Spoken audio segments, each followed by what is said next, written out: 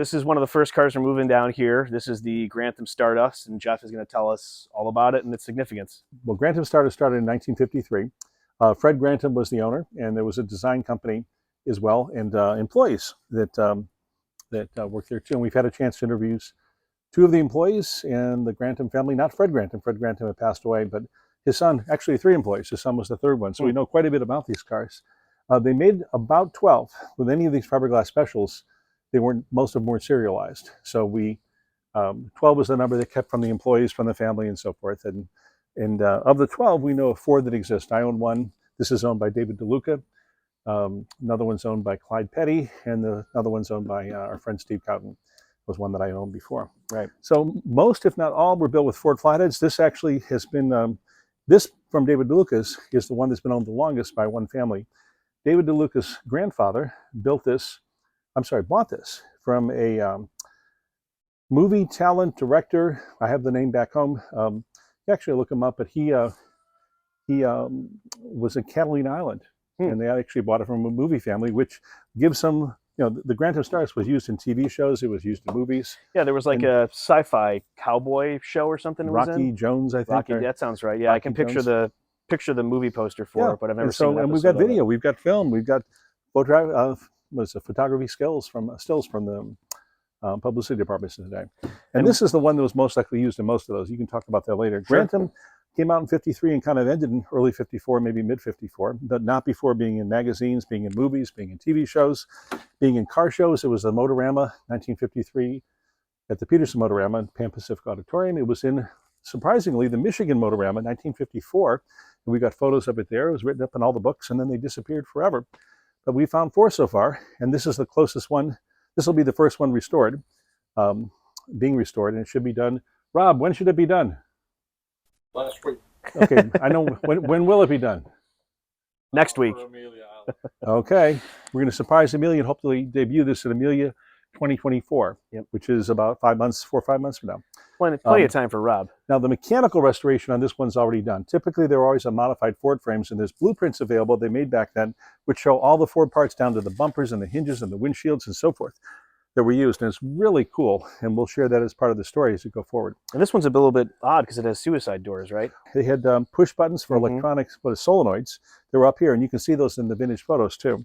And the doors open up, they're suicide doors. Whether or not Rob and David DeLuca finish it off. Rob, do you want to do suicide doors or regular doors? Suicide. This is what we call a sport custom. If it looks big to you, it is big. It's 110-inch wheelbase. Cars like the Corvette are around 99-inch wheelbase. Glass bars are 99. Victor's S1s are 99. Not everything is 99, but 85% is 99. The others are the Victor's S4, the Maverick, the Grantham Stardust, the Venus, and those are about 110, or the Maverick's like 127, 123. It's a Cadillac chassis. So this had actually some unique pieces. Had the most beautiful sculpted windshield, and Rob actually has those parts now.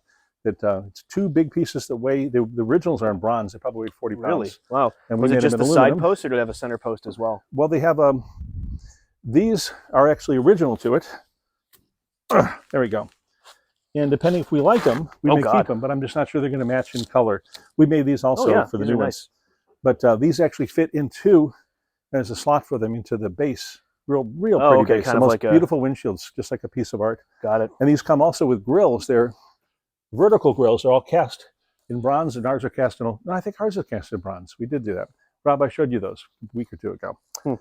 So I don't like the mirrors here. Is David going to ditch these? Do we know if he's getting rid of these? Well, he's going to be using the race version as the model. So if there's any questions, Rob, as we go forward, we use the race version as the model for this car as we bring it back. They do have trunks. It's a big car. The last employee I talked to was about 2 years ago, and he was not a car guy. He was surprised that any were still around, let alone 4. And he said, it was really kind of funny because a lot of people think this looks like the Kaiser Darren, sloping down, very swoopy. And if you bring Rob and then move the pictures back, you'll see how curvaceous the back is as well. But it has a lot of characteristics of the Darren, which is a 99-inch wheelbase. The Darren is built on a Henry J chassis, 99 inches, but thinner. Okay. The track is much thinner. Well, there you go, Rob. Instead of doing suicide doors, you want to do pocket doors? No, not pocket doors, but the swoopiness. So it's possible, Darren, because this was done right on Sunset Boulevard. That's where the shop was in Los Angeles. And Darren was very much a part of that whole scene going on with Glass Power and Woodhill and so forth. It's a small club. So it's possible he was there, but given the employees and the owners, his name never came up. So he may have been a visitor, but not a contributor. I see. My thought. Who knows? And then Jeff told me something this morning I didn't know before, which is that they actually revived the Grantham company in the early 80s, mid 80s. Yeah, Fred Grantham in the 1980s built 5 more. We've got photos and history of each of the 5. They're not quite as elegant as this. One is, it's a convertible. It's done on a Jaguar XK150 chassis, and we found that recently out in California. It surfaced in beautiful shape and then disappeared. And then the others were all with hardtops, with one interesting model done with a rumble seat, and it was on a Cadillac Eldorado platform, and the family still owned that.